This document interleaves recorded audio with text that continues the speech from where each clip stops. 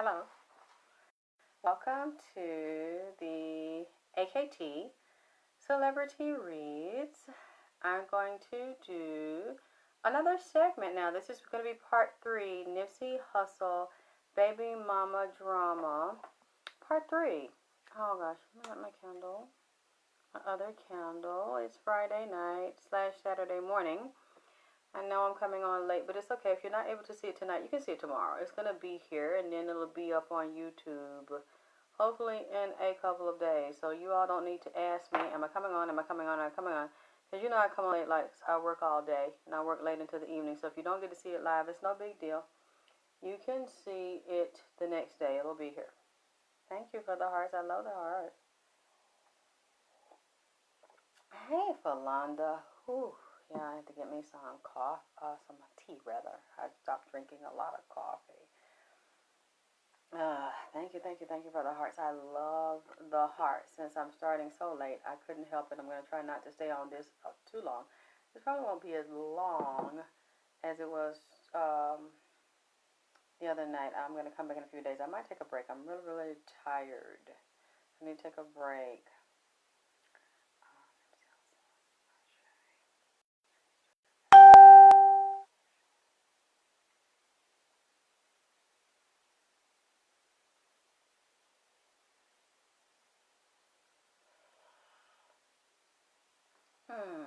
Hi, Sheila. Hi, Deetra. Hi, Shanna. Shanna, I thought you were supposed to go night-night. I really thought you were supposed to fucking be in the bed by now. It's past your bedtime.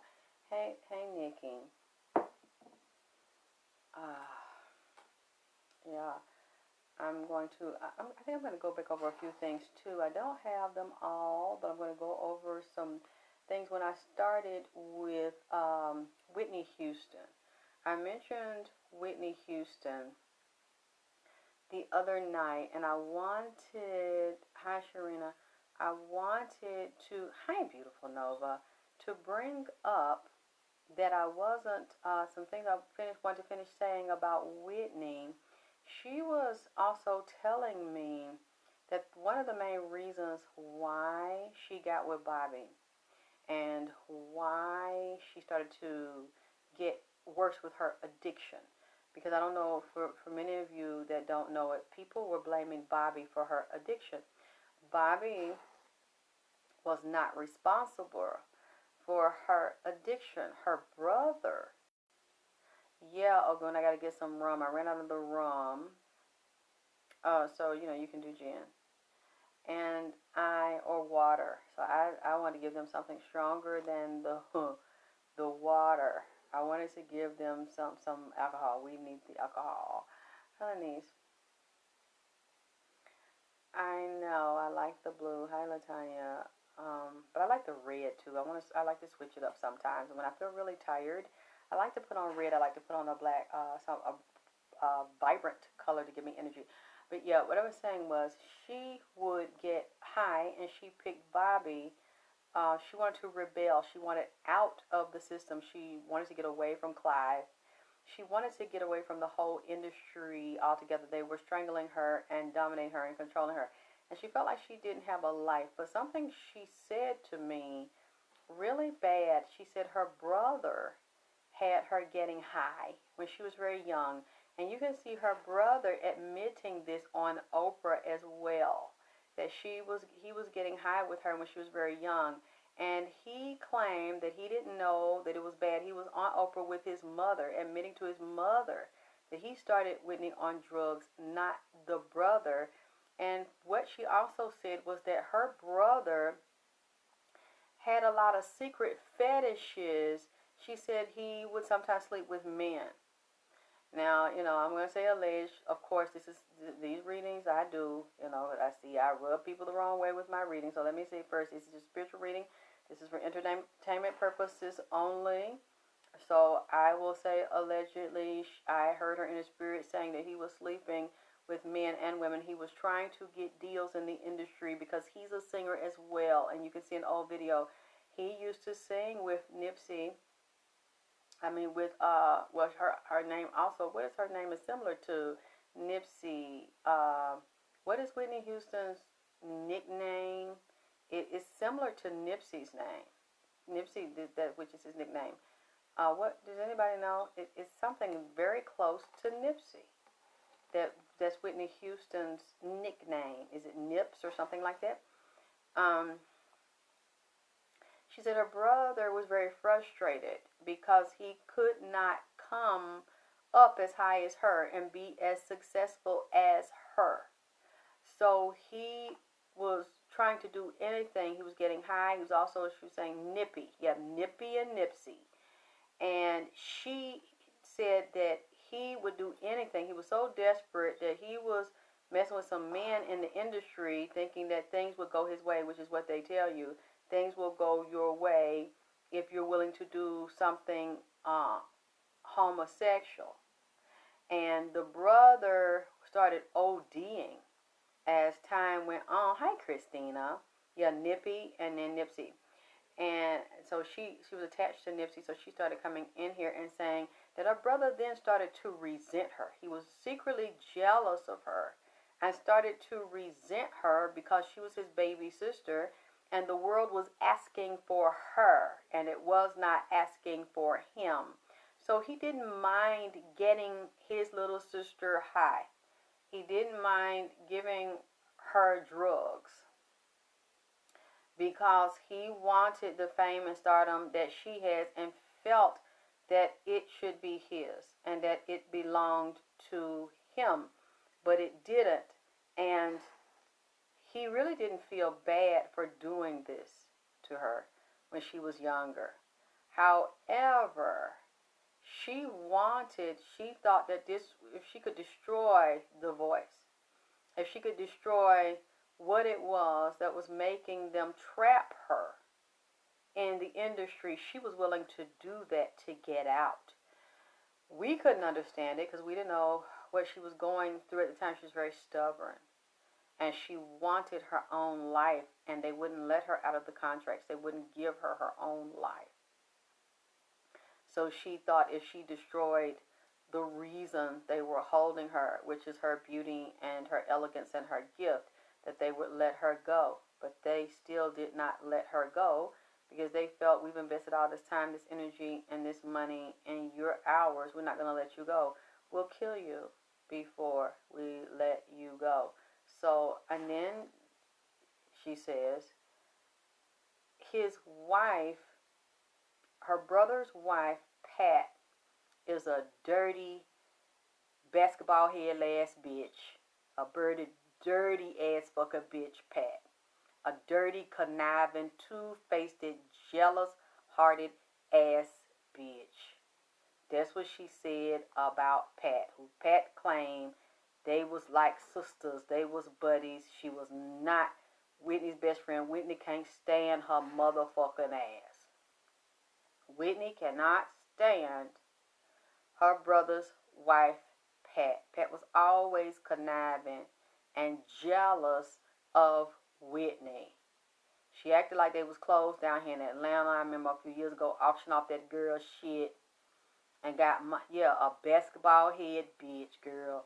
A dirty motherfucking ass, goddamn big forehead bitch. Two-faced, treacherous ass, conniving ass bitch. That's what she fucking is. And she was that man handler. She was her husband handler. She still is her goddamn husband handler. All she wanted to do was get her hand on Whitney estate and get her hand on Whitney money. And want to play on her and pretend to be her goddamn friend. And she got some undercover habits her goddamn self. And got that man out here fucking men and damn women. He be out here don't know whether he going or goddamn coming. But you know, I feel like Whitney Houston brother got some. I really feel like her brother is sick. His wife Pat really ain't in love with his goddamn ass. She just want to hold on to that estate money. And when he die, she know that she gonna get everything. She was trained, real conniving ass bitch. Trained to get in there. That's right, Flonna. Put all the basketball up there symbolizing her goddamn head all the way from the front to the motherfucker back. Dirty bitch. All she cared about was trying to get fame, fortune, and recognition for Whitney just like, and baby, that little girl I feel so sorry for, called, she said Whitney was sold to the highest bidder. You see, they sold, somebody had something to do with manipulating and selling Whitney out and getting her that deal when she was young and sold her to the goddamn devil. I don't see that Whitney sold her soul, but when you get in them contracts, whether you like it or not, whoever is the person that come to you with the deal, if they sell they soul out, then your ass is going to be a part of it right along with it. So she was sold to the highest bidder very young, and her daughter did not have a goddamn chance. Because the daughter was just a pawn in the game. They wanted to sacrifice her from the time they know she was pregnant, know what it was. And then when she got in the industry, but she didn't look like her mother, and she didn't sing exactly like her mother. I'm not saying she didn't have a voice, but she didn't sing like her mother. She was weak. They had her drinking liquor and shit, I think before she was goddamn 10 years old. So she was already groomed, and then her mother didn't try to push her into the industry or train her to do any of that. It wasn't really an issue to Whitney to show off or parade her baby around. She just wanted to have a family and go away and have a home. And she really wanted to leave that world, no matter how much we loved her. And we loved that incredible voice. She just wanted out because of the pressure that they were putting on her, and the way she felt like her money was taken. And she would have to travel to make her money. She felt like her deals were not, I don't know what they were, but she felt like her deals were not fair all the way with the way they were done in the beginning with Clive. So I don't know what those agreements or those deals were, but she had told him she had it with him. Then you see they ended up getting back together. She got back with Clive because Clive got that Midas touch, and he's one of the powerful elite in the business. Oh, thank you, Christina. So she still couldn't completely kick it at the end.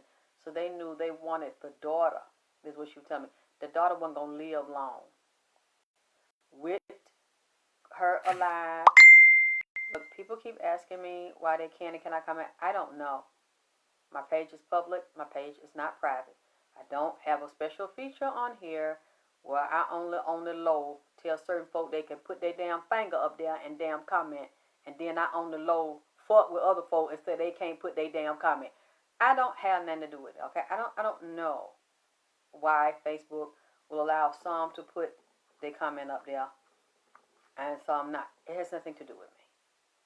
I really don't know what to do. I don't know what to tell you. But it really doesn't matter. If you cannot comment, you can come back and watch it later. See if you can put your comment on there when the video goes down.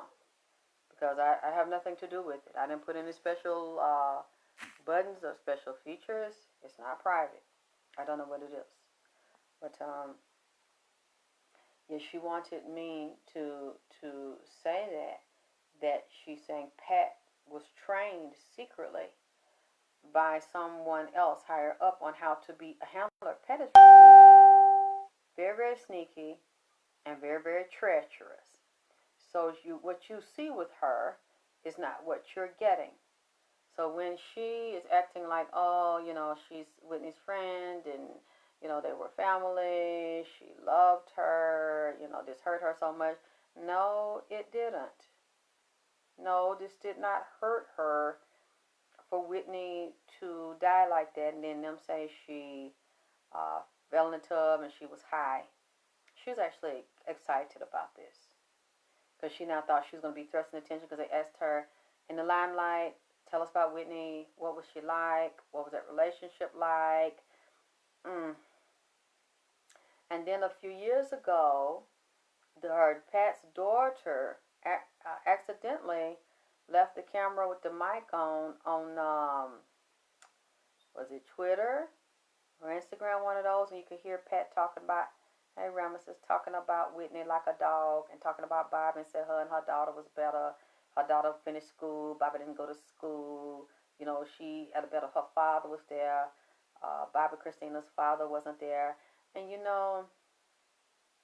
That's not something a friend or lover do, but she looked better than you, she sang better than you, well, you can't sing at all, and she was a superstar and famous, but you're gonna compare yourself. Bitch, it's not even no goddamn comparison. Ain't nobody messing with me, Shanna. It's no comparison between Pat and Whitney. She wasn't under that scrutiny. She wasn't under that pressure. People don't know, if you're not in that life, what Whitney was going through. She was in bondage. She was being held and they wouldn't let her go. So that was one reason she was telling me that they had her drinking. That's one reason that she was drinking. Okay, and then she comes in with Nipsey's reading. I find a because she wants to say she understood and she saw the setup when he signed the deals. Now, I also want to tell you how much I love you and I appreciate you. I knew y'all were going to do it because a couple of days ago, I got up and I got to turn my phone on and I got a message saying they done found the goddamn green snake. Had a picture of this shit. Y'all motherfuckers off the goddamn chain. I know y'all was messy, ingenious, intuitive, intelligent. I hate y'all. If y'all hope nobody don't pay y'all to track my goddamn ass down one day, because y'all could find a motherfucker. Can y'all find a dog underground that went and found the goddamn snake and ATL and found the damn albino motherfucker that looked just like the one I said that was crippin'. I came through crippin' out there in LA. Y'all done found the nigga in the ATL. I wonder if they fucking like the albino and the goddamn green snake. Did the snake come down to see his baby daddy down here in the dirty south? Eat some collard green and goddamn cornbread and shit. Or is this a different goddamn snake that Young Thug ass got? I don't know if they sisters or what. They told me that he got a baby dad and a baby mama too, goddamn it.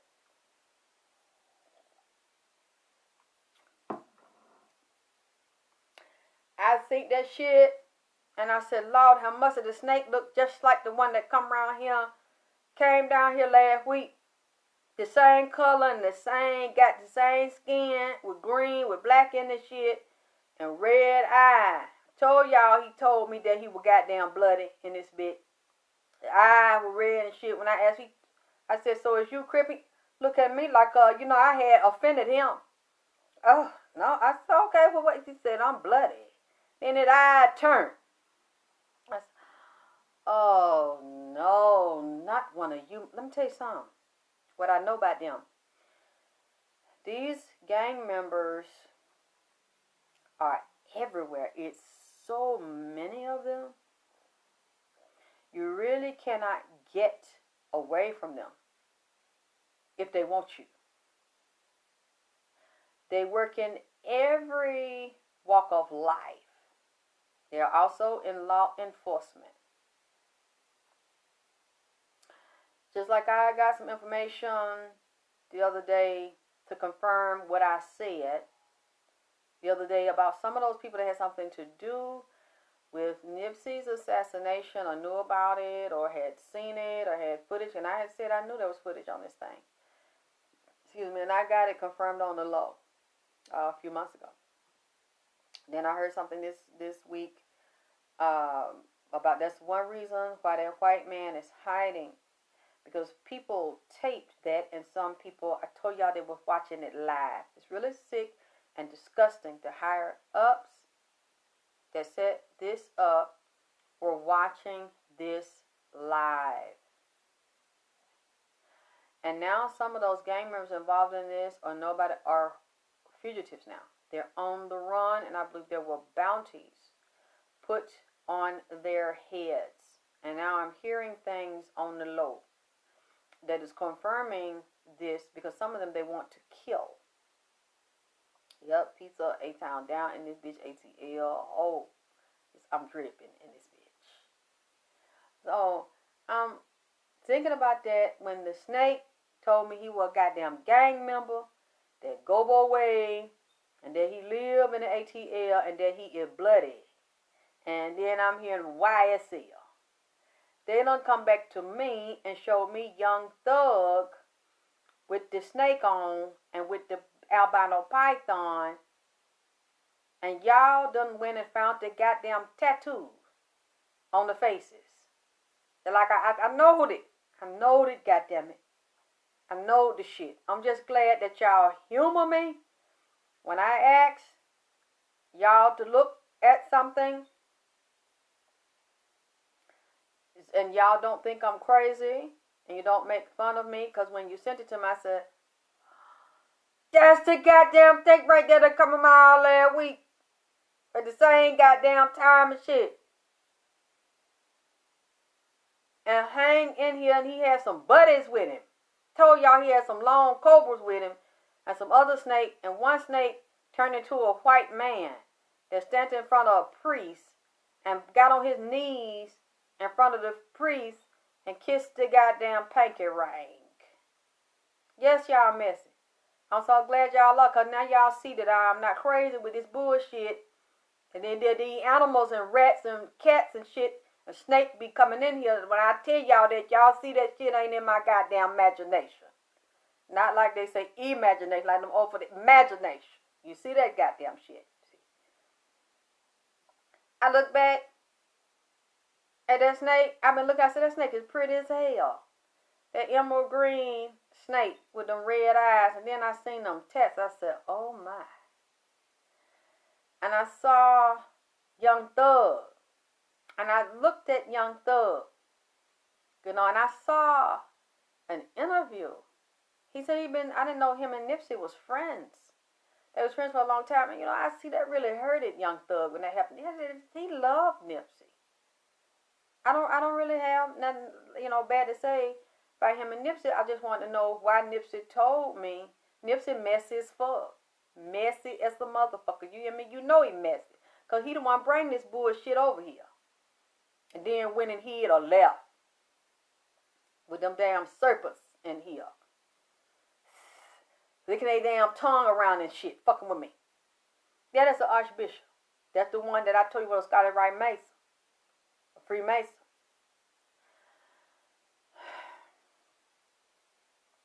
Thug loved Nipsey. I really see that. That hurt him real bad. I ain't gonna say nothing else because you know the fucker crazy. Because he said in his song, don't say nothing to hurt his feelings. Because I don't want Young Thugger to send nobody over here, goddammit.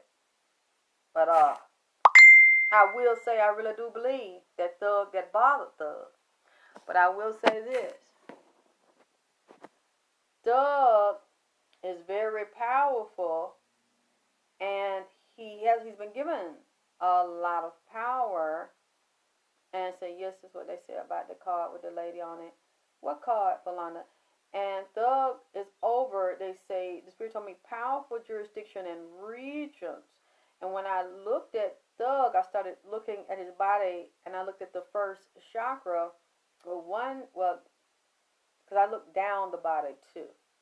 I saw the devil card. Thug is bound to the life he's in. Thug can't get out if he want to. He is bound in entertainment, sex, party, rock and roll, love, and he's been given a lot of power for the lifestyle that he has. So he's taken an oath, and that oath is for life. He cannot do anything about it. Thug did not sanction the assassination on Nipsey. Yep, he shot at Wayne, that boy. I don't see he was a shooter involved with Nipsey. He respected Nipsey and he loved Nipsey. He found Nipsey attractive, talented, beautiful, and pure. Nipsey has not said to me that Thug did this. I would say, even at the risk of getting threats, I would say, I've been asking him all week. Nipsey has not said that Young Thug, had anything to do with this. I would say, you say you back, OG Chris, you about to crack open some old English.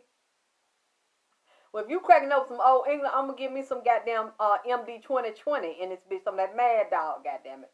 And drink some of that old goddamn shit. That cheap looking at them junkies drink.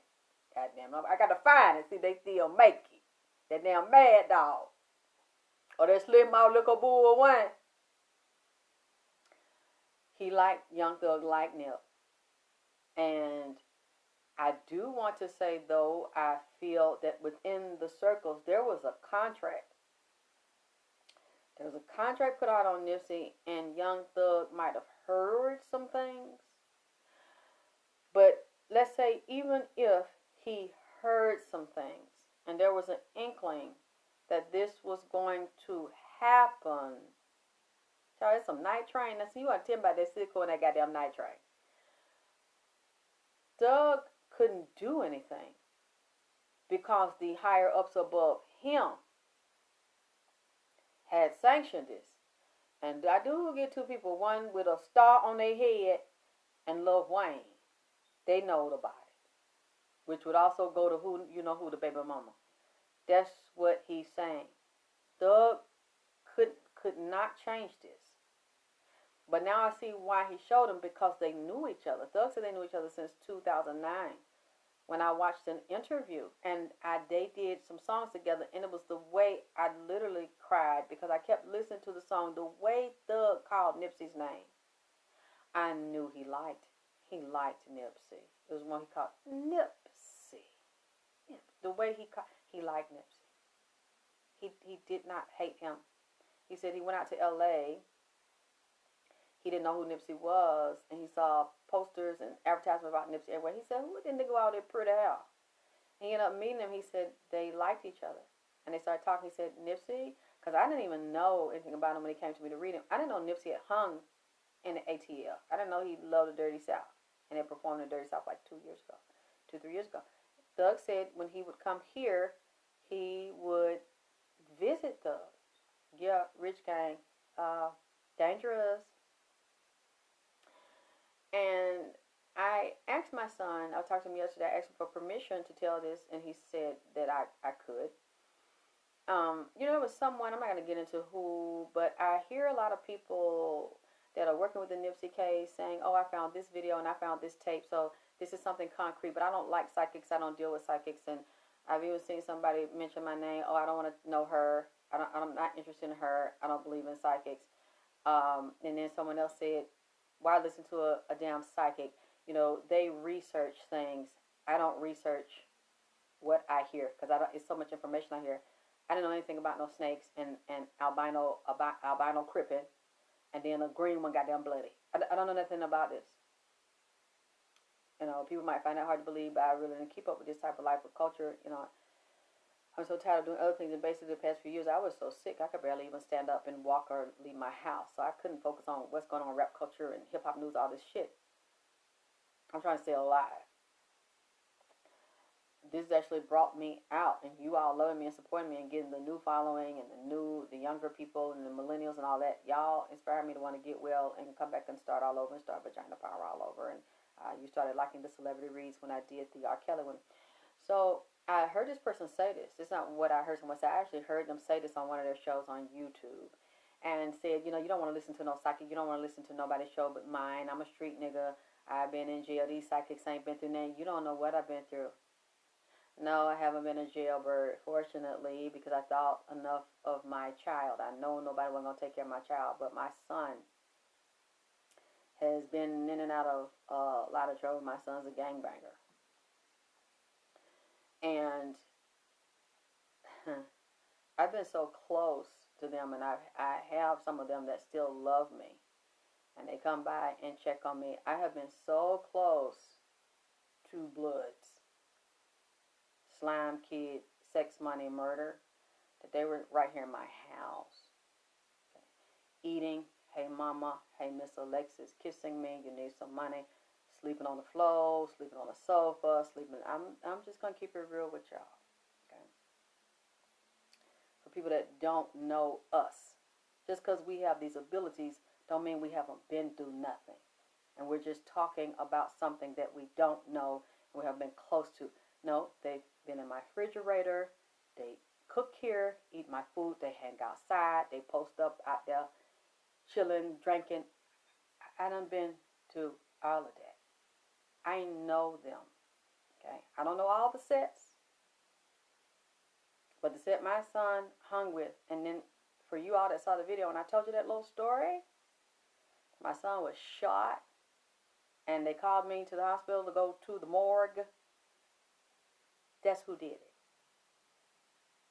That's why when that snake told me that, I said, oh, fuck. Them? I know how they get down.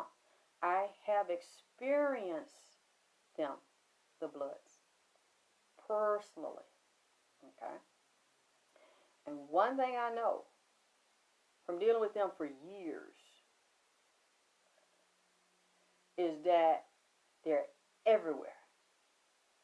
You cannot escape them. Yeah, but Rama says the GDs never bothered me. I never had any problem, but the Bloods, the blood gangs, and those here, you cannot escape them. Police, nobody, the police can't help you. Okay? Because a lot of them is the goddamn police. They cannot be, the police can't be at your house all the time watching you. They're not, now they don't want you to tell on them. What the fuck you gonna tell on them for? Because something happens.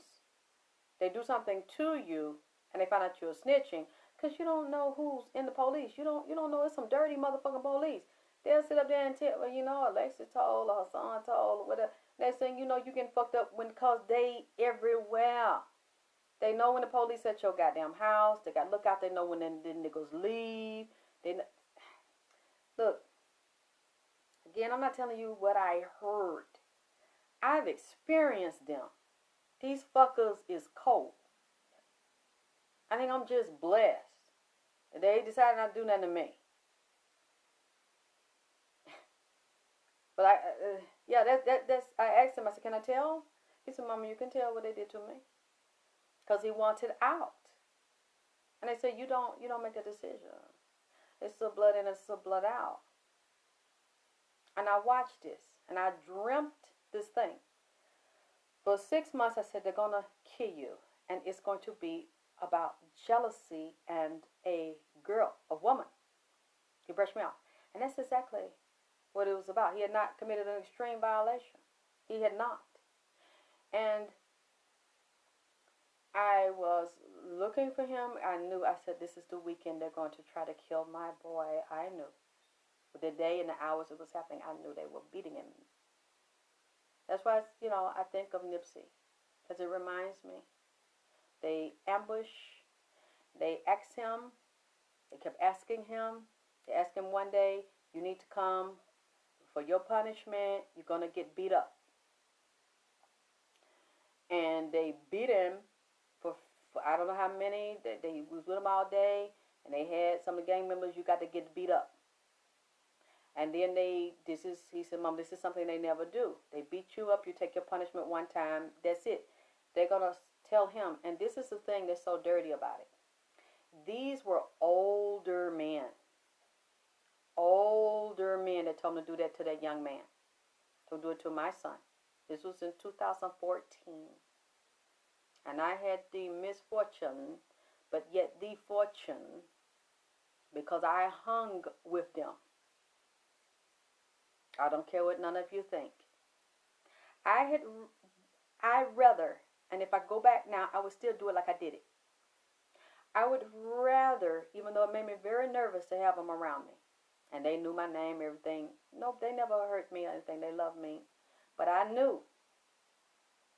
Because I did not know the older ones involved in sanctionists. They weren't friends. They didn't consider me family. The same way they lay here and lay up under me, how you doing, Miss Alexyss? Hang out with my son. I knew that at any given time, no matter how good I was to them or how close they were to my son, at any moment, if them older, dirty niggas had told them to kill him or to kill me or to shoot up the house, they would forget about anything and the kindness because that is the one they took the oath to. That is their family. I understood. Well, at first I didn't, but from this happening, I understood. And the next day they called him again and said, we got to beat you up again because we didn't mess your face up. You know, we didn't scar your face up. We didn't damage your eye. We're gonna beat you up again.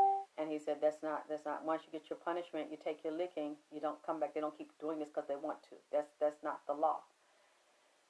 And he said, I kept calling you, and they took the phone and turned the phone off. So I knew then they were going to kill him, unless some type of divine intervention or something happened. And I said, I called you. He said, Mama, I could not come home. I could not call. They wouldn't let me call. They took my phone, turned the phone off. He said, but I could not come home. I had to turn myself in. When them niggas say, go get such and such, go get such and such over here, get that bitch, because they got female gang members too. And it was in that same year, I saw them. There was another young girl that hung with my son, and he had seen her and was laughing and talking with her. And then they had it on the news. A couple of maybe weeks or so later, that same little girl, they found her in the park, and she was laying down with her face caved in with a cinder block on top of it. Teeth knocked out, every fucking thing. And my son was friends with that girl. And then they came for him. He said, Mom, I could not call you. I could not come to the house. They tell you go get such and such. You better get in the goddamn car and go. Even if you know they're going to blow your goddamn brains out, you better go. Because if you don't go, who they going to come for? Me. And my son said, Mama, I didn't want them to do anything to you or Grandma. They hung around my grandmother's house. They knew where we lived because we let them. I'd rather know his friends and know who he's hanging with, because I've seen a lot of parents when they don't even know their children in gangs. They don't even know their children get high. All of a sudden, their child is missing. The child is found dead. They have no idea who did it. They don't know what the child do. They think their child is so sweet and innocent one way, and then they don't know the child been influenced, getting high, getting other shit, sucking dicks, selling pussy, with a gang, got a pimp. You don't know none of that. I wanted, even though it was very dangerous for me, but it was dangerous for my child. So I'd rather embrace him and what he was in and become a part of it, not like that, like doing dangerous or illegal things.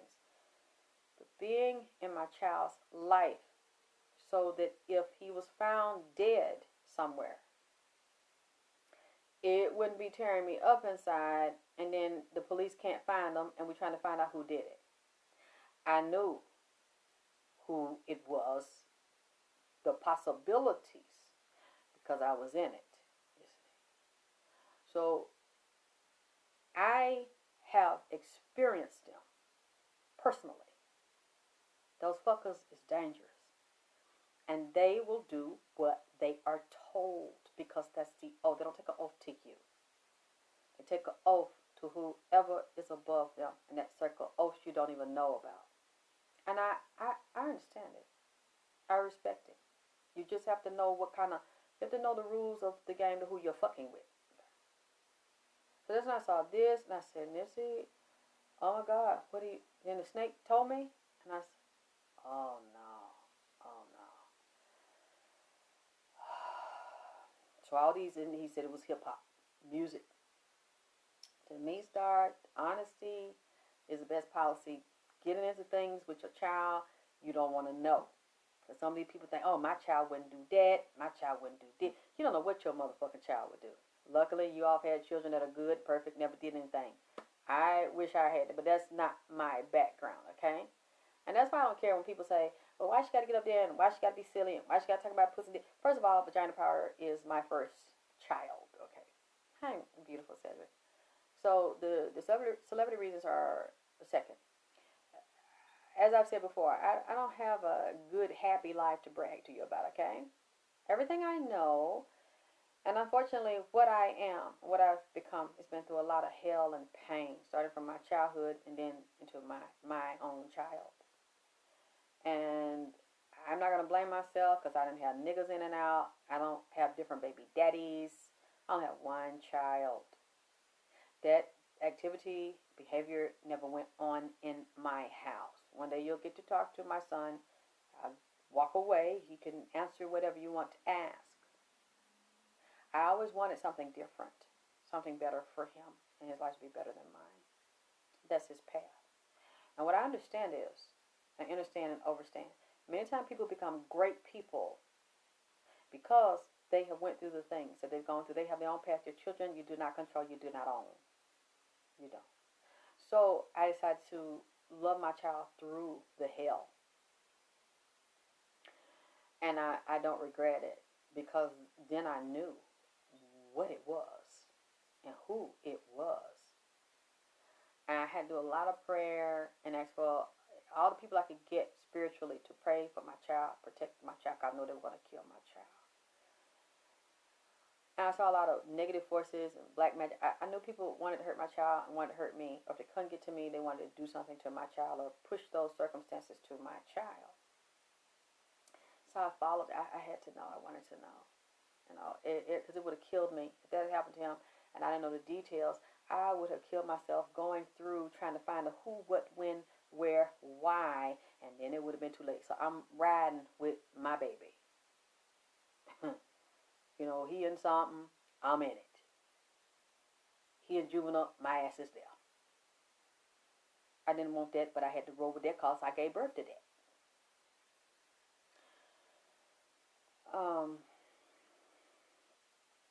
Like I say, and when the police questioned him, we already knew. I didn't give any details. We knew the police weren't going to do shit. And I remember he called the OG that was over the set that was in prison. And I heard them talking. And they wouldn't let us speak to the OG. His girlfriend was on the phone, a woman, who had also sanctioned my son's killing. And I'm listening, and I'm horrified because I didn't know women were vicious killers and vicious gang members. I'm listening to this woman very calmly and very matter-of-factly here in Atlanta saying, an older woman at that, not a teenager. A lot of times these older people are more vicious. They will kill a young person that looks better than them, has more talent than them. They can be jealous of a young person, and they have no problem killing a young person. She said that, that's just the way it goes. You brought it on yourself. And I knew the details. I'm not going to get into all the details, but I knew and I understand a lot of things about gang life. Rules, regulations, codes, depending on what the set is. I knew he had not. It was about an argument about a girl. And because then we found out the OG that was in prison, they felt like they could override him. They had another set of older men that he didn't know about that were now over these younger people, and they told them to assassinate my son. He was literally, they took him downtown Atlanta, took his weapons, took the phone, and told him it was like about 3 carloads of niggas, and said, get out. And he said, I don't want to be a part of this. If that's how you turn on me about a woman, and because he's jealous of me, he tell you to kill me, you're going to kill me.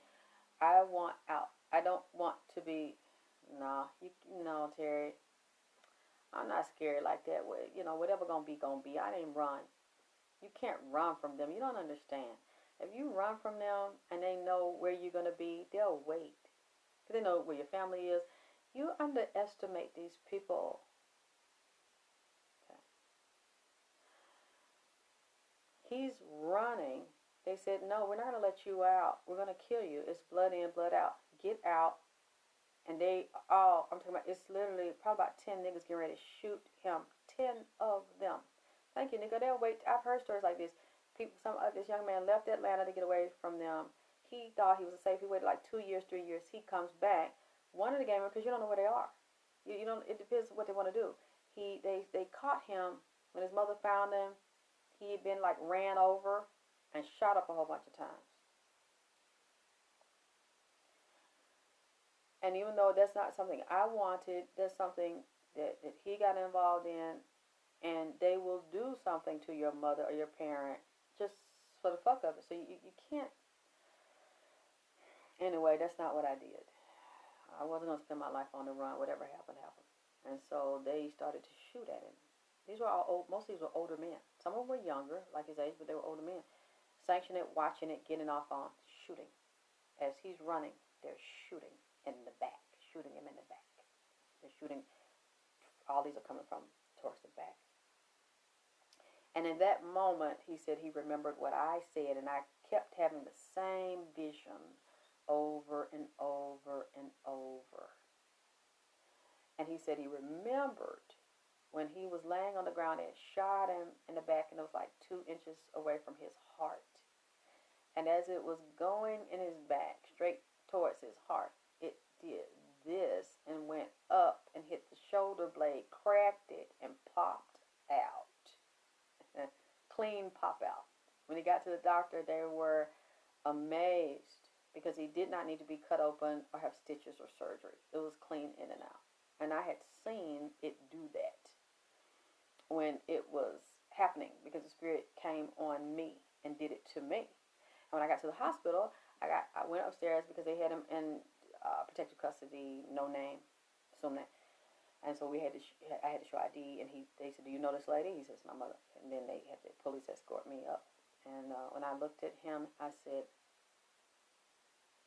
"That's the way they showed me the shots on me." And it was clean. And they said, "You're very lucky. We've never seen anything like this. You do not need any surgery. We're just going to clean it." And they bandaged, and I would clean my child's wounds every day. You can barely see it because I make skincare products, hair care products. And I said I can fade it and get rid of like the little puffy keloid. And he said, Mom, let this stay. I want to remember. Don't take this off of me. And after that, they were coming around the neighborhood. They said, "Have you seen him? Have you seen him? Is he dead? Is he dead?" They had been asking, was he dead? They wanted to verify. Oh, God, you don't know what the hell I went through. Hell. And the police kept saying, "You need to leave because we cannot protect you." And they said they could not afford. It wasn't just me. It was other parents. And they were saying they could not afford to put us in protective custody. I said, "I'm going to stay here." And they said, "You cannot do that. All the other families have moved." I said, "I'm going to stay here. Whatever happens, it's just going to happen. Because it's going to happen if you go hide. I just may have a little bit more time, but I ain't running." So you see, I know about this life. That's why when I do these videos, I like to laugh and have fun. Because I have so much painful things, and I don't want to be a victim. I don't want to sit and woe is me and boo-hoo to y'all. Okay? I know a lot of you didn't know that. So that's why I feel like, people don't know. They need to be careful how they judge people. You don't know shit about them. You're going to assume because somebody's psychic. Which I don't consider myself a psychic. Much deeper than that. See things, channel, that's all they are. And she's not like me, and he's not like me, and the fuck psychics, and they don't know my life. You don't know what the fuck I know. You don't know what I lived. And the horror and the pain that I've suffered. But I still respect gangs. The biggest one is the police. They are still necessary and they're needed. All of them are not evil. And they can protect you. So I do not completely speak against gangs. I'm just talking about the dirty ones that we encountered. And my son almost lost his life. Because his own set internally decided to do that to him. You see. I know what that feels like. Over some petty shit. And they want to tax him because of his talent and his ability. I mean, this shit, and want to take all of his music and stuff. Yeah. So when I saw this and Snake started speaking to me, I said, "They're involved in this?" He said, "Yes." He said, "That's what I am." I said, "Okay." Excuse me. Then people started confirming it, and I said, "Oh my my." Not Young Thug. He had nothing to do with this. This is a different set of them, so I'm not implicating him, and I don't implicate. Like I said earlier, I really don't see that from Young Thug. But however, I do feel like he knew. He knew something was going down. I'm not saying he knew exactly the whole details of it, and I feel like somebody in his set knew. I don't know. He didn't order him to go do anything. I'm not saying that.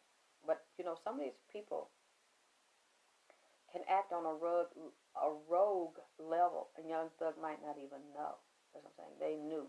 Because now I see some of them are affiliated with Big U, and they work with him. And then that's also what Nipsey was telling me about All Money In. When he was asking about All Money In and the Brinks truck. Something's going on with All Money In, because what they really want is all money out. And then I'm seeing also Nipsey's with Atlantic, Young Thug is with Atlantic. And remember I told you a couple of weeks ago, I didn't know, but there was an Atlantis connection. Because Atlanta is the new Atlantis. You see. I knew I just had to put it together. Atlantic Records, Atlantic Railroad, which started in Atlanta. I know that I was on something. He was trying to tell me something. And then someone mentioned in the comments, and I saw that the record labels, a lot of them, you just don't know it, are secretly affiliated with railroads and trains and airplanes and NASA, space technology. And then somebody sent me a picture of Young Thug with an astronaut suit on. And a few weeks ago when I was dealing with Kevin Hart, which they are similar, hangover with about the complexion, and Slim just Thug looks like he's taller, and Kevin Hart's thicker. But I knew there was something challenging, a challenger, or a competition. Like I said, I don't think it's Thug directly, but it's something Atlantic is going to do with All Money In, and it's now All Money Out, because I don't see, and we'll watch, I could be interpreting this wrong, about Nipsey or someone close to him and the family running All Money In and controlling All Money In Records. I'm getting the artists. I haven't looked at all of them, but I see they really want Jay Stone. I see some of Nipsey's artists talking to Young Thug, or Young Thug's artists. I don't know if this is a higher up decision where Young Thug's label might be working with them, or might consume some of them, maybe consolidate, bring some of them over to work with them. We're going to watch and see, because that's what Nipsey's telling me here. There's some type of connection between, now we see that's his logo, the snakes, and that's a very powerful logo. Let me tell you something about Young Thug. I think he's very intelligent. He's very charismatic. He's very spiritual.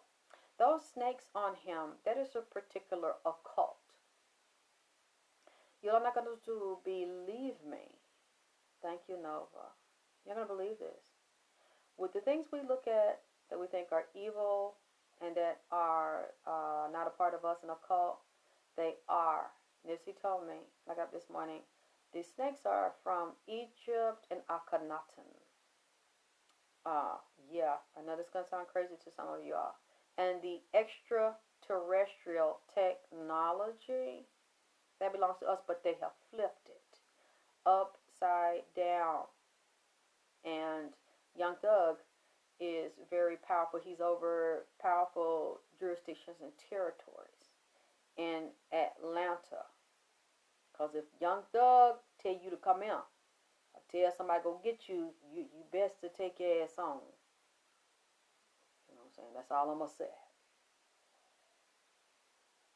Like that church song, when he called me, I will answer. I'm somewhere listening for my name. Young Thug call your goddamn ass. You can act nice all they wanna, but Young Thug is batted. Been batted. Everybody know down here about Young Thug ass. But whoever he love, and I believe he love Nipsey. But some others are now, and higher ups above him, I cannot speak for. But those are things Young Thug cannot control, because he has the elite and handlers too. Okay? I'm going to get to it in a minute, because let me tell you something. Nipsey wrote a song, a letter to Imani. I have to read the love letter to Imani. I'll get to that in a minute, but I had to tell you, about Whitney and what they said, and I put Atlantic, Atlanta, Atlantis, Akhenaten, and all money in. I don't know, but I'm telling you, all money in has the Atlantic, Atlanta, Young Thug connection. Now, we're going to watch this and see. When I look, because I know this is also dealing with space, spacecrafts, and outer space, and I'm going to tell you how it ties in. I'm going to try to go over everything. I don't mean to be long-winded by my child and my background. Atlantic, first, records. Atlanta, I would say records and railroad tracks.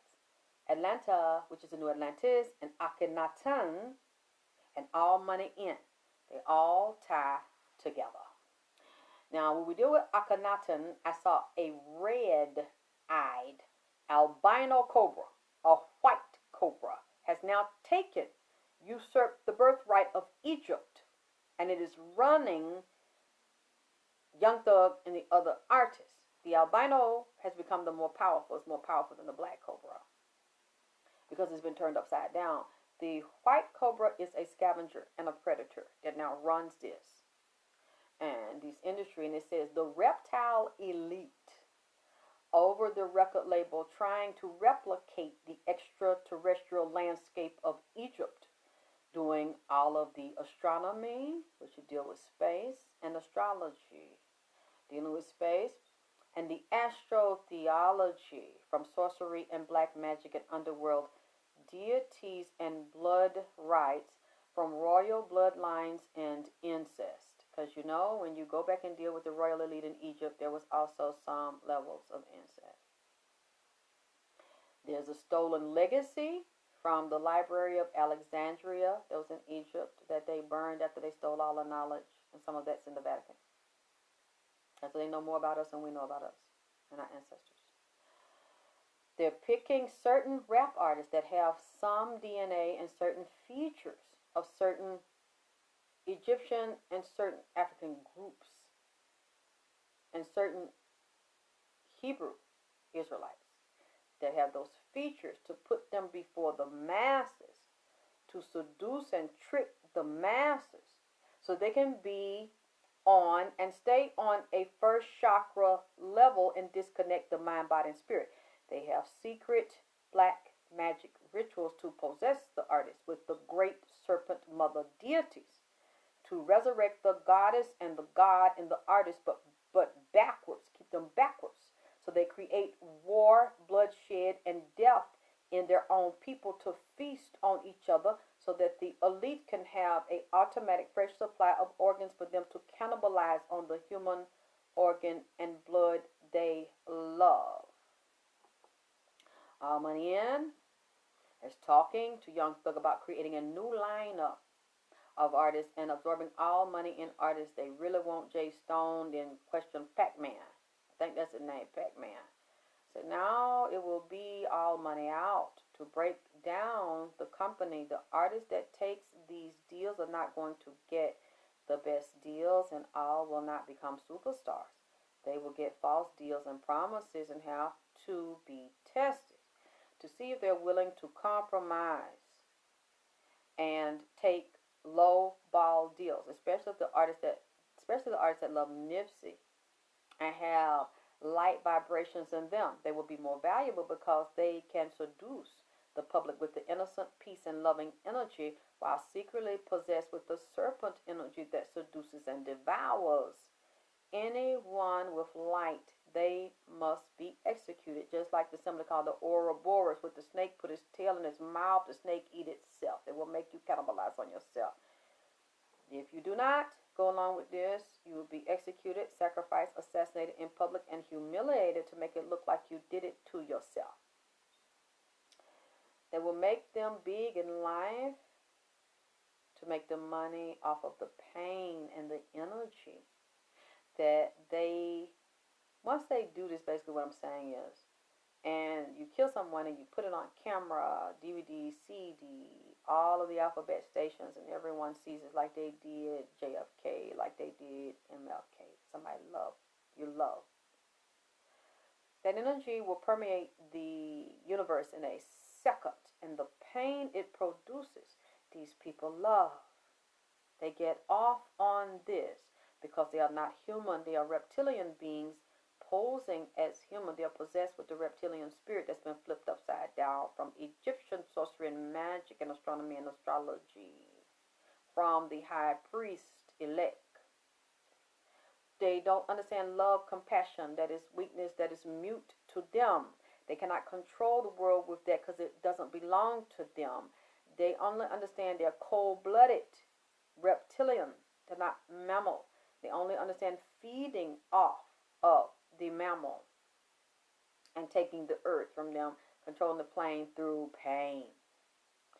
So they love the emotion, the pain, the hurt, the pity, the self-loathing, because they suck it all in. They're vampire. They're narcissistic. The reptile elite have no feelings for human pain and suffering. They created to thrive because that's the only way they can control and destroy masses, and through computer-coded chips. These chips keeps coming up. We get back on the baby's mother again with Chip tonight. Nipsey wrote a letter, and I'm going to read it, even though I don't want to read it. It says, all money in. We are dealing with Akhenaten and the god Ra and the Anunnaki. And instead of giving you the sun god Ra, they want to block out the sun. They don't want you to get the sun, so they can kill the melanin. We're dealing with Akhenaten, Tha, Nefertiti, and Queen Tai. And we're also dealing with the NASA program, which come back to Challenger in Columbia, that ties into the music. You'd be surprised. These music, TV, movie, they also tie into the space program. Some of the same technology they use on the minds of the people and to control the people or alter the minds of the people. They show me something about a new world coming where there will be no dirt. You won't be able to plant things in the dirt because they're going to destroy it and deprive all the nutrients. You will have to have like a hydroponic system, and if you don't have it, you will die from denatured GMO food. They're taught to do this when you're dealing with scientific programs and moving things up and out of space. They're already working on having places to live out of space because it's what they're doing here. You have to keep up with these things. And when you're dealing with Akhenaten and you deal with the Tat, T-A-T, Brotherhood, and the Essenes, the Essene Brotherhood that tries to maintain and keep the knowledge of Akhenaten and the Anunnaki. This record label is tied to food programs to ravage and destroy the DNA/RNA replicating viruses. GMO food destroying reproductive organs to stop healthy pregnancy and healthy babies.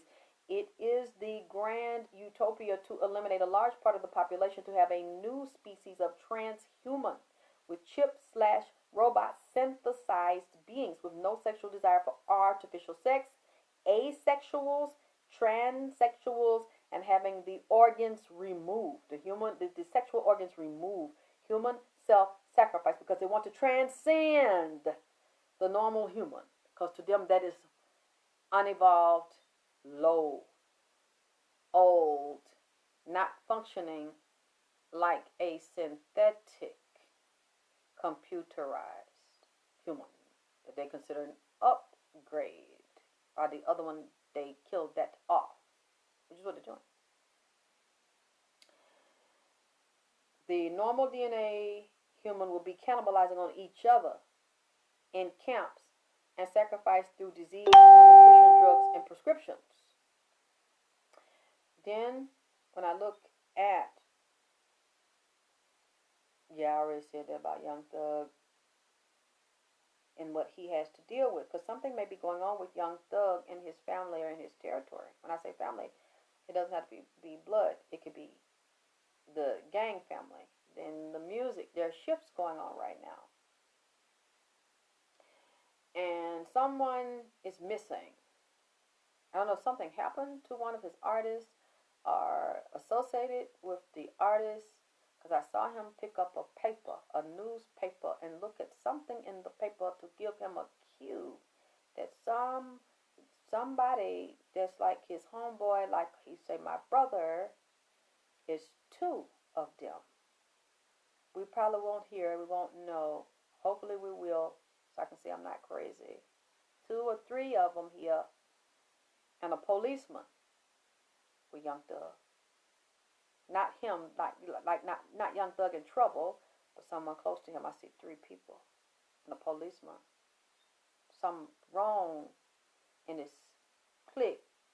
Something happened to his brother did, but I think that didn't just happen, did it? No, this is now. This is going on right now. We just don't know. I'm telling you, it's going on right now. And something I saw about Nipsey, I was going to ask you, it came to me yesterday. No, the day before. Nipsey, I was looking at him, and it was when they were attacking him. He mentioned a young man with a B in his name, or the name began with a B.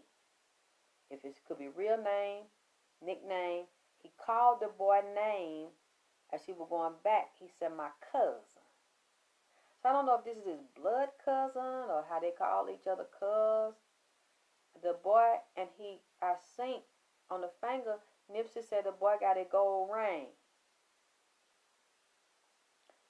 Maybe I'm not hearing the right thing. But somebody is supposed to be like family to him. If it's not his real cousin, that's a gang member. I don't know if Nipsey got any relatives in his family that are gang members, males. Or is this just somebody he calls like a cousin? He put the boy out to me and said somebody was there and they got a ring. They robbed him. They got a piece of jewelry. I hope it ain't no relative, like a blood relative. Told him the boy got a B in his name, like the name began with a B. I don't know if that's his real name or they called the boy a nickname begin with a B. I said, what? He said, my cousin. Then he mentioned the black car. I got to go back on that, but I don't know when I'm coming back. I need a break. I'm tired. And this stuff right here, this fucked me up right here, because when I seen this one, I just told y'all earlier why it bothered me, because of what I have gone through with them bloods. And I see that they've gotten bigger here. And very, very vicious. Very dangerous, and they will do their own. As you see, I know from experience, they will do their own. The same way the 60s will. It ain't even got to be nothing deep.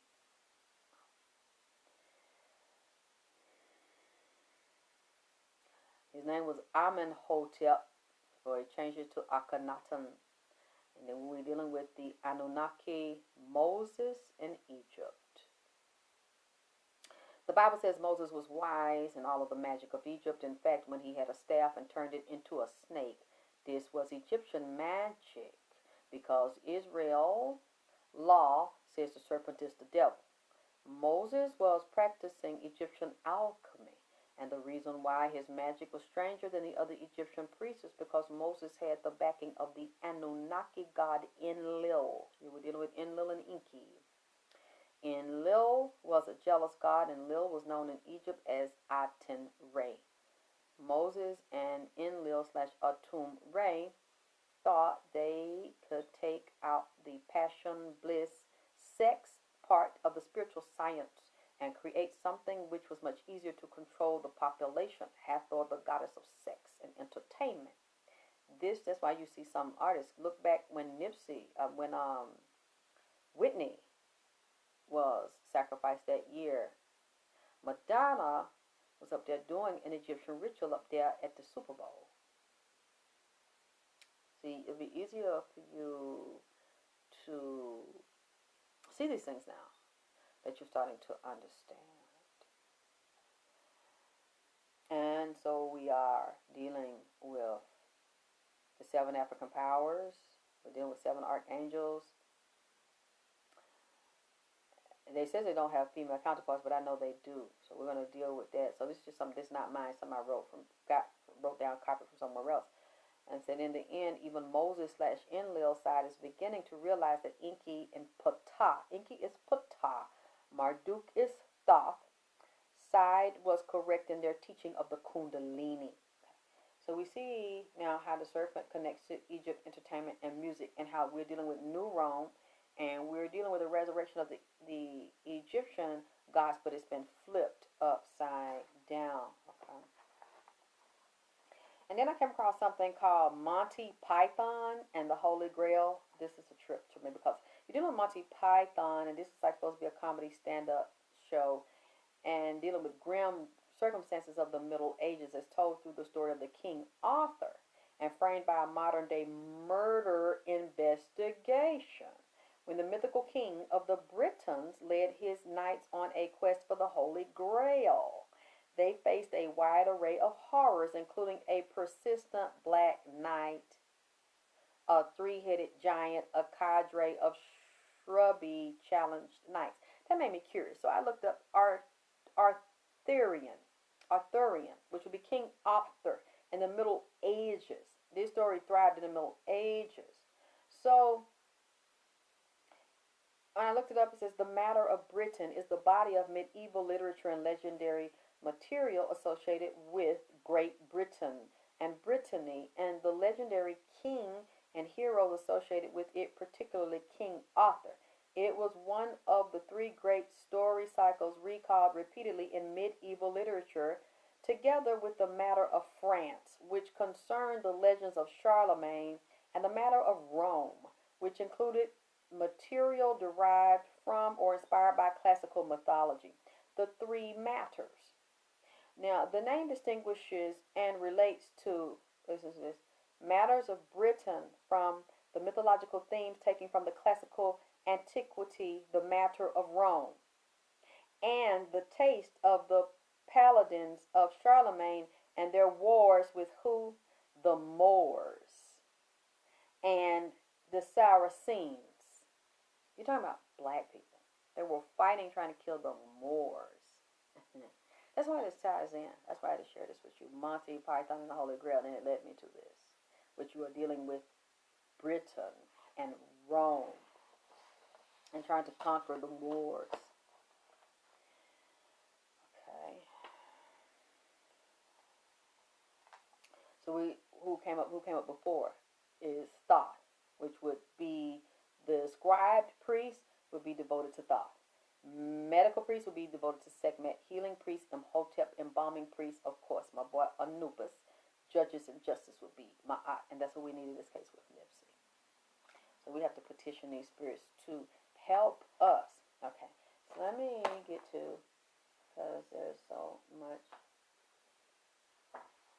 I might just come back, because he has a letter for the second baby mama again. He's talking mad shit.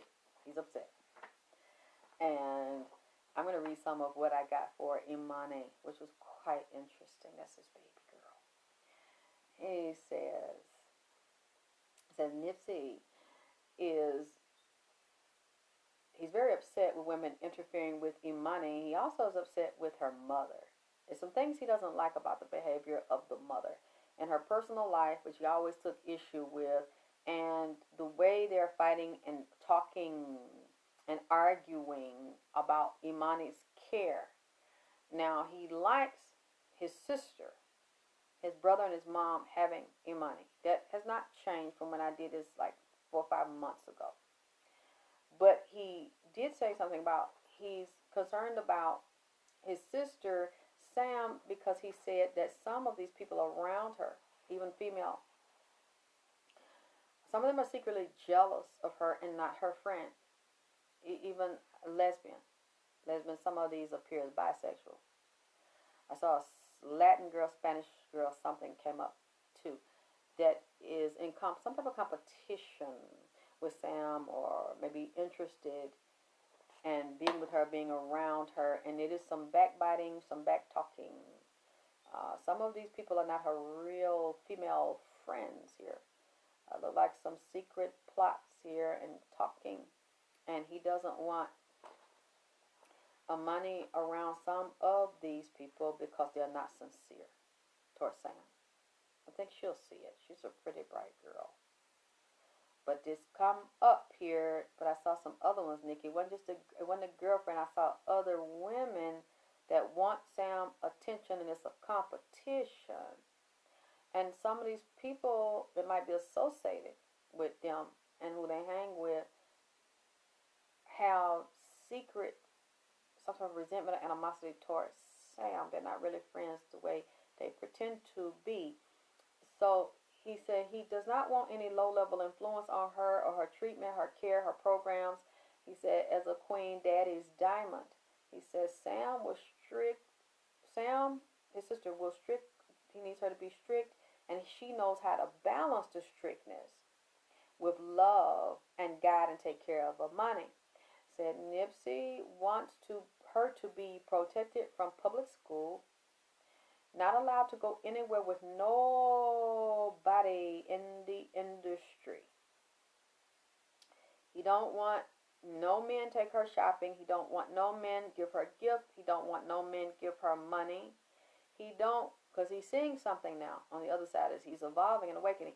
He don't want these people affiliated in the industry with these hip-hop, these snakes, he don't want them with that little girl. He said no gifts from people in the industry or no money. He said he don't want no man. If it ain't her uncle or somebody in the family, no man give her nothing. He want her to learn to be self-sufficient, independent, like he was teaching her to get her own money and be a boss on her own. He don't want them around that girl.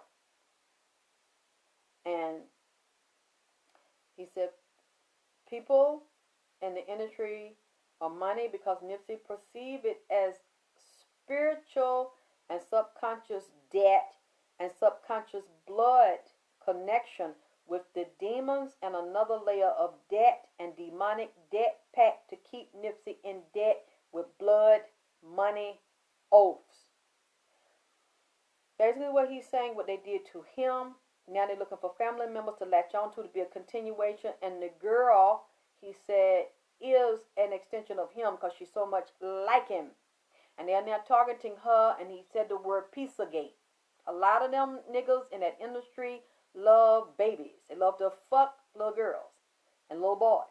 He said, but on top of that, there are women that will come for a man and be not, oh, let me just take her out, let me get her some, I'm such a girlfriend, such a wife. He said no, because they will be female demons.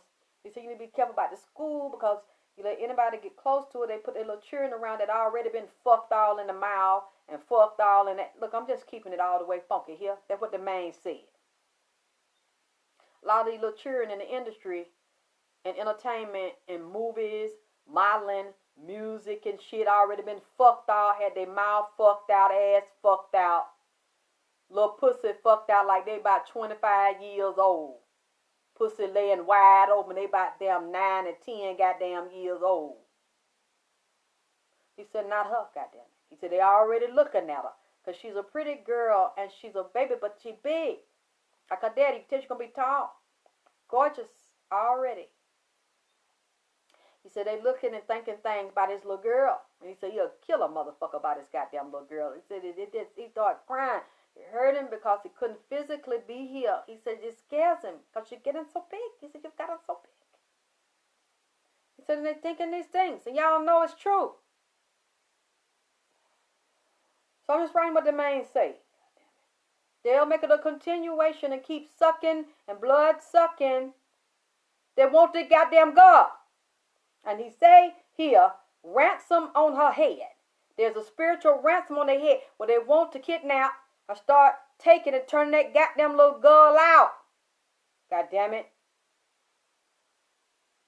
Because our daddy physically ain't here.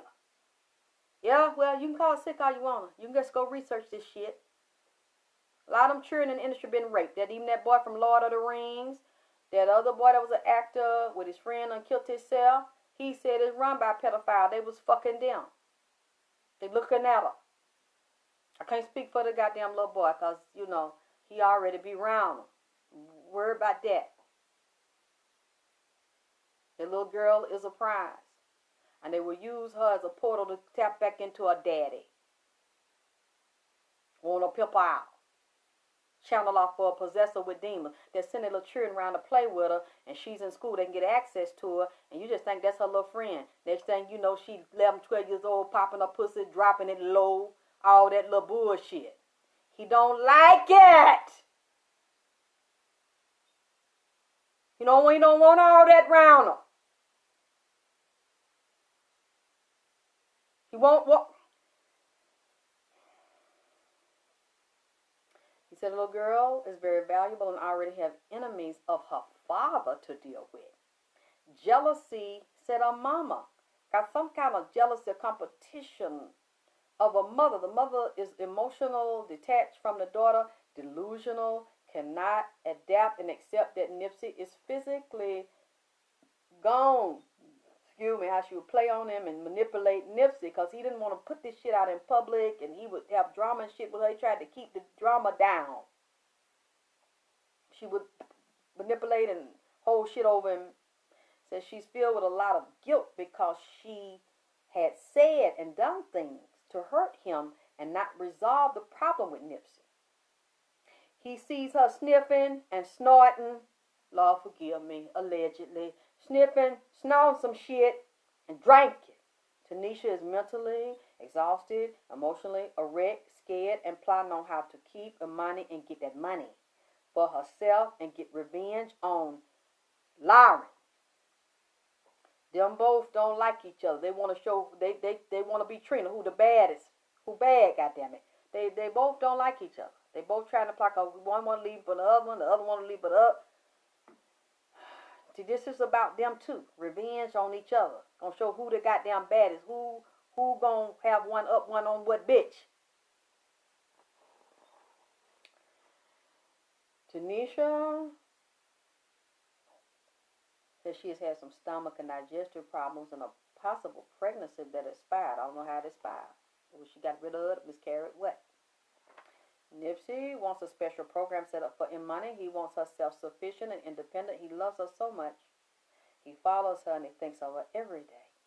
He's afraid somebody's going to hurt her, use or destroy her, take advantage of her. He would kill anybody for fucking with his baby and believe the mother will not protect her like him.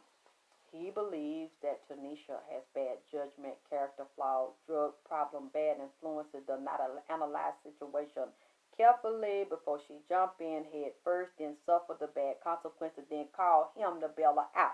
She's very angry and is blaming him for her problems and will blame the little girl and steal the little girl money if she has free reign over it, and the little girl won't have much at 18 years old. Tanisha will start to resent that little girl if she cannot have control over Imani money to spend on herself and all of her adult personal expenses. The little girl is doomed if anybody is over her money that uses it for personal gain.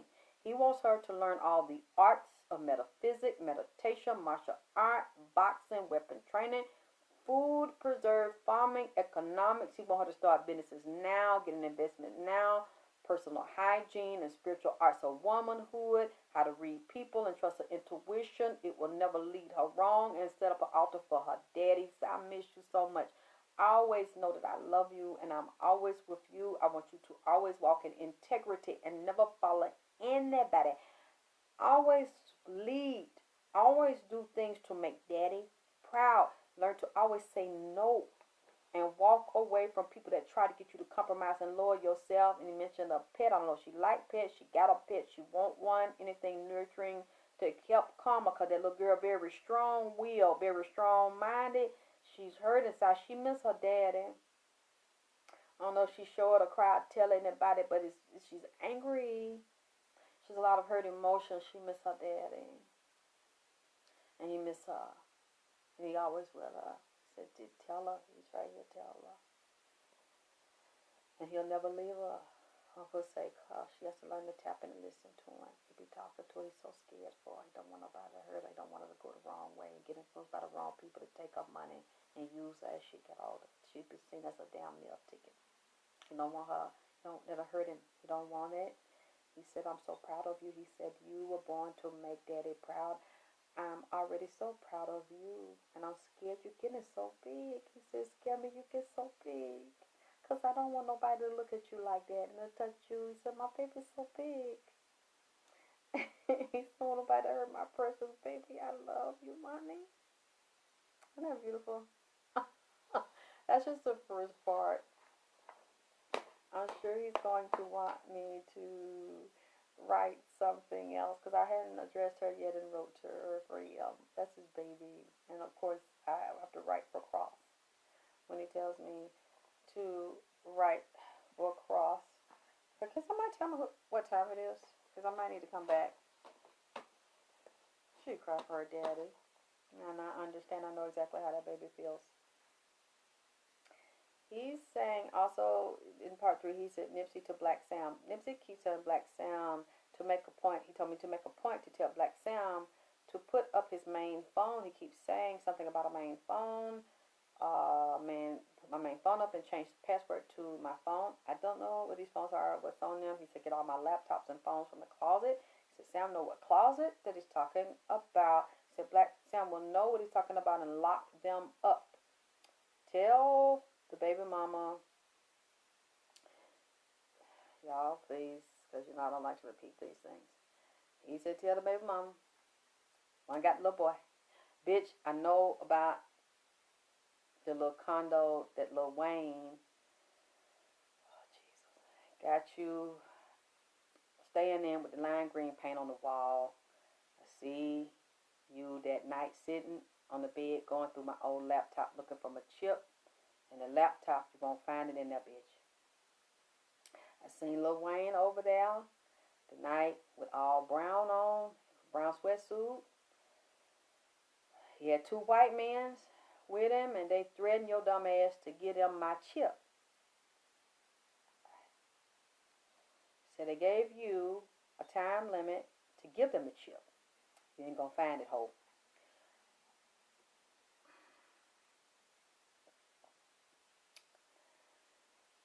You had something to do with this. You knew about them killing me, and now look at you, because you didn't get what you wanted. And he started laughing. Everybody think you so innocent. Tell everybody I came over your house and child is now I've heard something about the stepdaddy. I don't know. I'm trying to find it. I don't know nothing about the stepdaddy. Wait. I feel it real. I feel him here strong. Talking about some stepdaddy. I don't know if somebody perceived as a stepdaddy, but says you messing with him. And he said he saw it, and you was a trifling bitch, cause I should have known better. The next day, you had on orange. You let T.I. pick you up, and you just jumping from dick to dick. I should have known better. Allegedly, y'all, this is a spiritual reading. It's a stepdad said she was fucking around. Lord God. Saying you can take your son over to the new condo and shit that Wayne put you in, but you leave my little man out like he ain't shit but daddy got him. Y'all, you see, I don't like to read this stuff. He clearly, when this happens to people, they don't always see the things when they're in the flesh body. The man said you ain't gonna find that hole. ATL hole. Told his brother to get it, goddamn. Say you don't know where he hid at.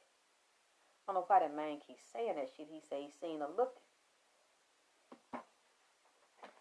I think I'm gonna come back because I still didn't read her whole reading. I still didn't do the whole reading on her. Where he told me the title of the reading, Blood Money, goddammit. On the top of the thing, it's called Blood Money.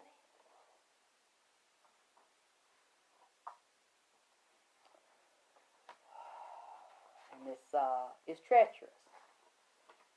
And he did, I will say, when the two serpents came in, they deal with resources. They deal with resources in LA from the indigenous people dealing with this track, and the train itself is dealing with coal, diamonds, minerals, natural gas, and oil.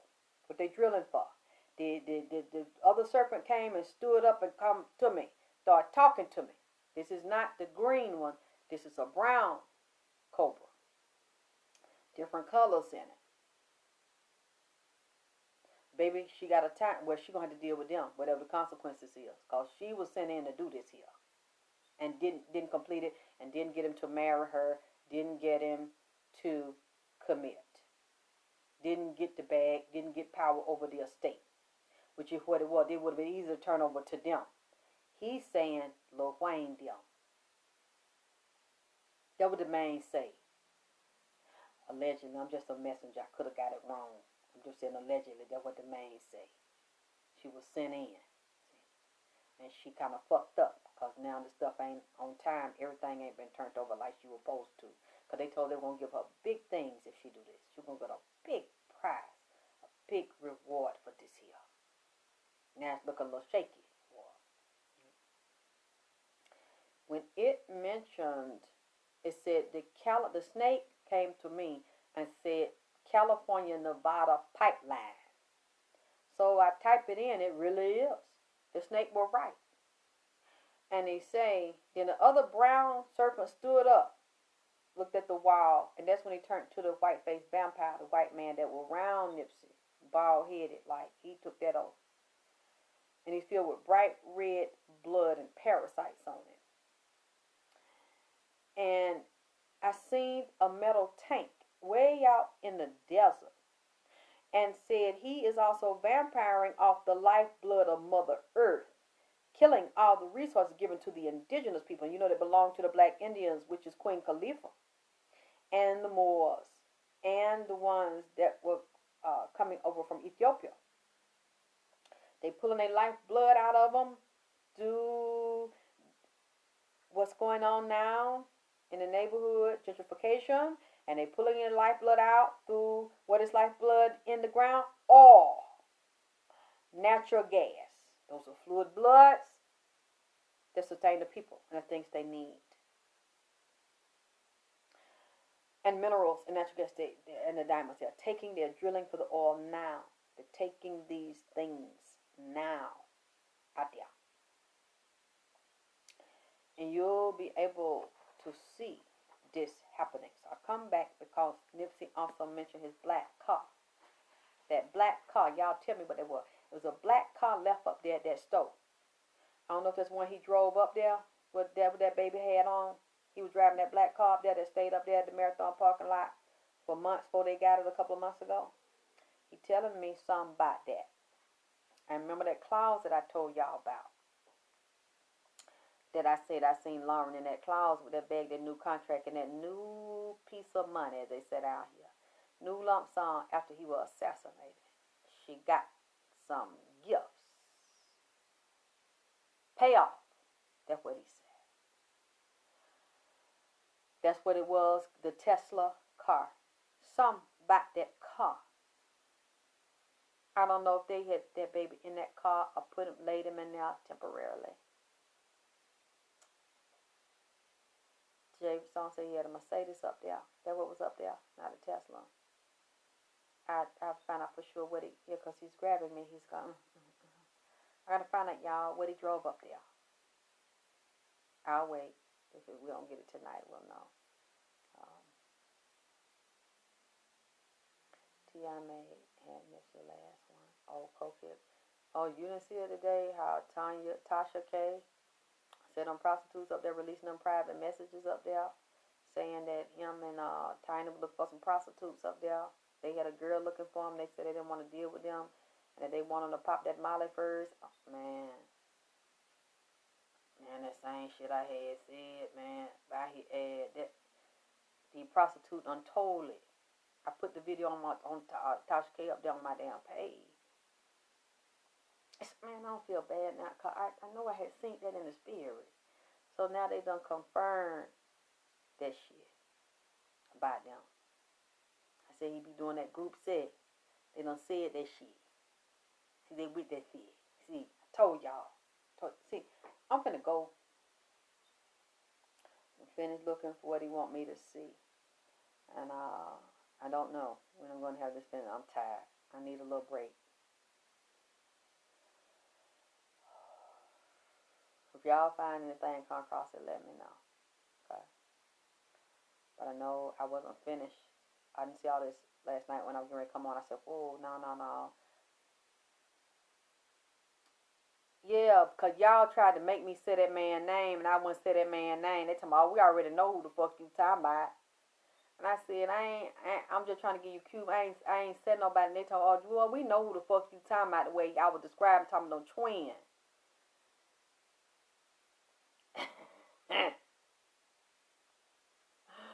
So, I'm going to go on. Child, I can't even rest too much. I got too many reading to do. So, I'm going to get to those and thank y'all for your so much love and your donations and your support. I'm making sure I get my soul food and stuff. I get my soul food plates. And even people send me my donations, get my outfits. Yeah, y'all nosy, nasty, messy, keeping up shit ass know that I was talking about that damn man. And I'm like, nah, the way you describe, we know who the fuck you talking about. And that shit, I said, damn, I said it about that goddamn.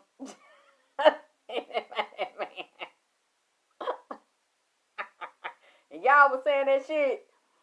And I said, damn, that motherfucker ass was right, man, all along. Now I can kind of say it. Now I got back up. You know what I'm saying? I got some like concrete evidence. See?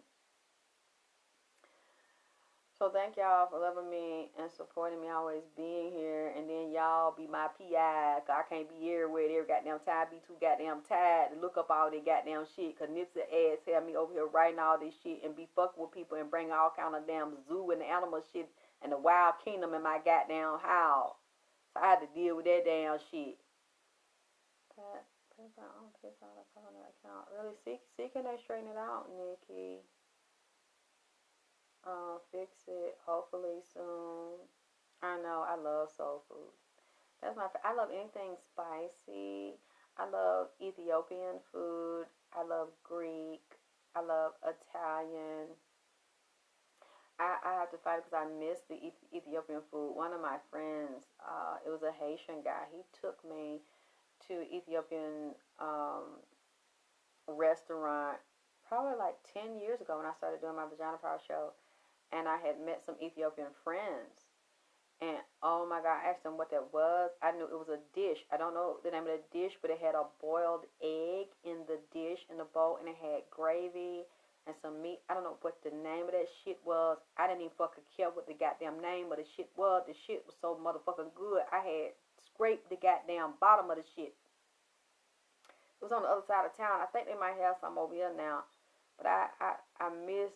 I said, I gotta learn how to make this. And I asked my Ethiopian friend. She told me what it was. But I had forgot. I said, God damn, that shit was good as a motherfucker. Go back over there. What else I like? I like a little bit of everything. Italian. But you know, I can't do without no goddamn collard green. I can eat collard green every day. It don't even bother me. So I be thinking y'all be keeping my damn fund up for shit to get my goddamn soul food and get me some damn outfit and shit. Cause y'all have to look all the time since y'all talking about y'all like some people say they like the blue over the red. So I gotta be constantly finding me some goddamn blue clothes and blue jumpsuit and shit. require time and effort, man, and the money to keep this shit on. Now, might be find me some other shit because it's getting cold. Cause you know I like the way that velvet shit rub up on my goddamn skin. So hopefully I can find some blue shit to wear for y'all now that it's getting damn cold. So I'm gonna go because I know it's probably late as fuck. I need to lay my ass down. And if you're interested in getting a personal reading from me, you can contact my email, West End. I like girl Jamaican. I like that goddamn jerk. Some of the best. I never thought I would like it. I had some goat. I went to Little Haiti. I stayed in Little Haiti in Miami. This lady got possessed and killed this damn goat. Cut the fucker up. And that shit was so goddamn good. That Haitian lady had cooked that shit and seasoned and like she had parboiled this shit and washed it with some lime and some goddamn spice and shit. But you tell me that shit was so goddamn good.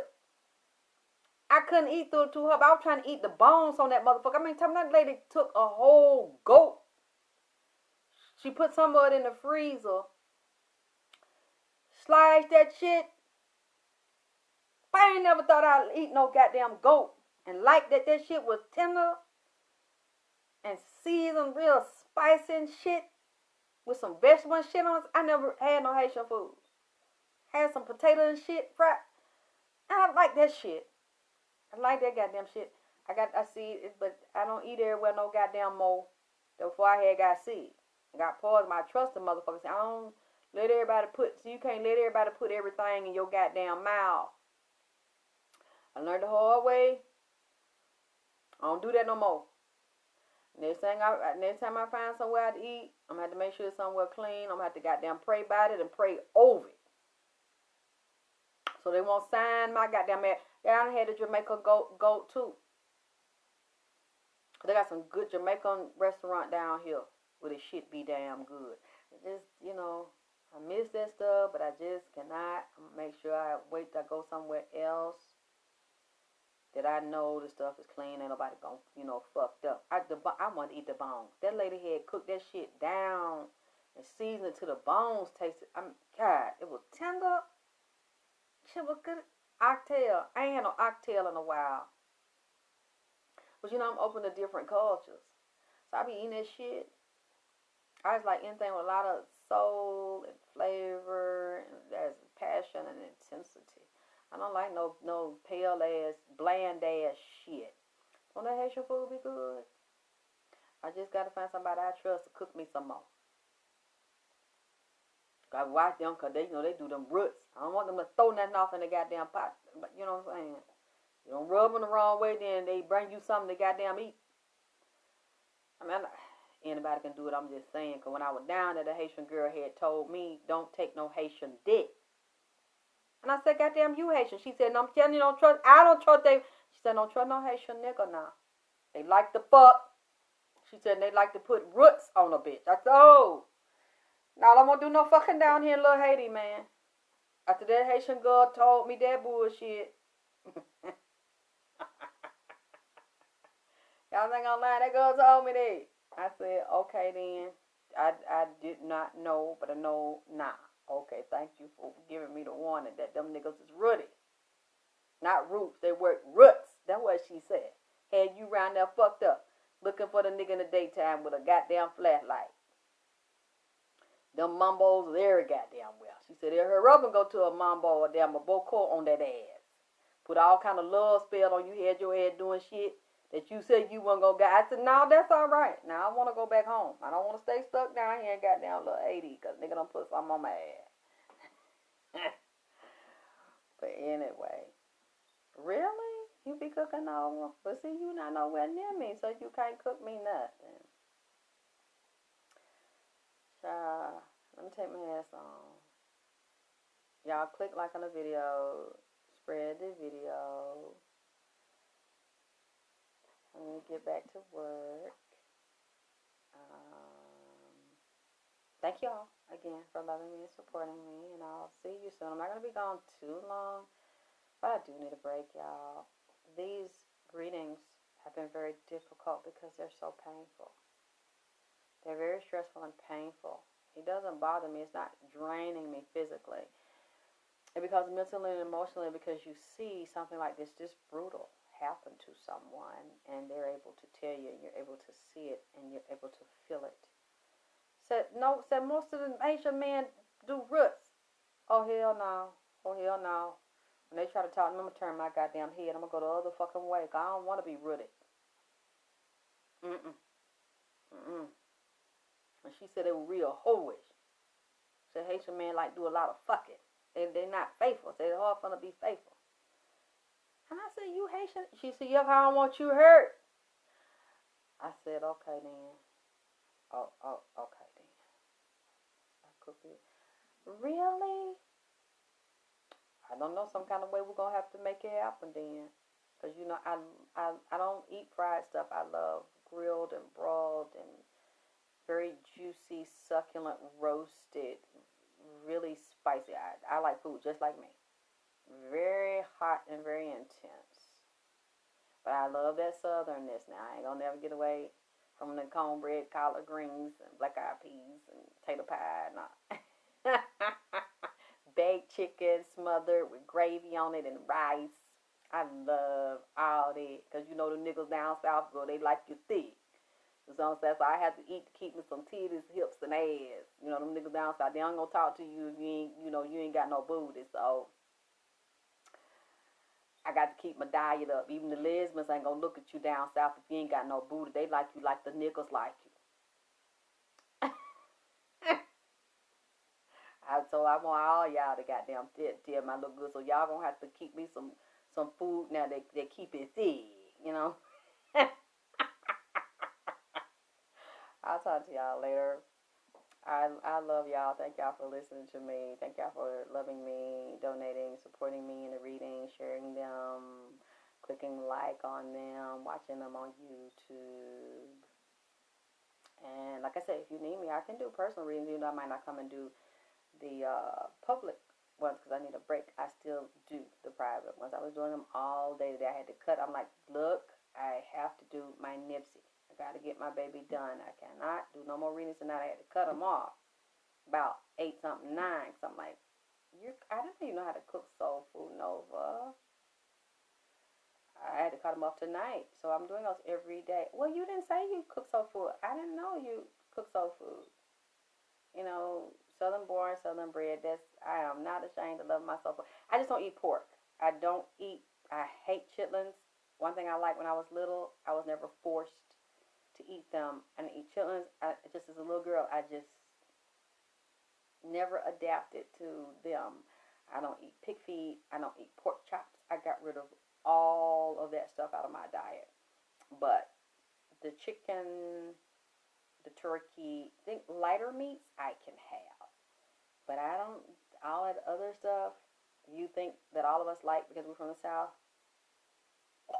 it's disgusting. Pigs, no, not me. So just remember that you're gonna cook something for me. Don't put no pork in there. I don't buy it. I don't cook it. It's not good. Not good for you. It's not good for me. Okay, I'm gonna stop being silly playing with y'all. I'm go sleeping. It's a pleasure to be with you all again. And I'm glad you always like to be with me and listen to the readings, and we talk serious, and then too we have fun. Um, that means a lot to me. So I'm going to get some rest now. Oh, God, I'm getting hot. I gotta go. So I love y'all. I'll talk to y'all soon. Good night.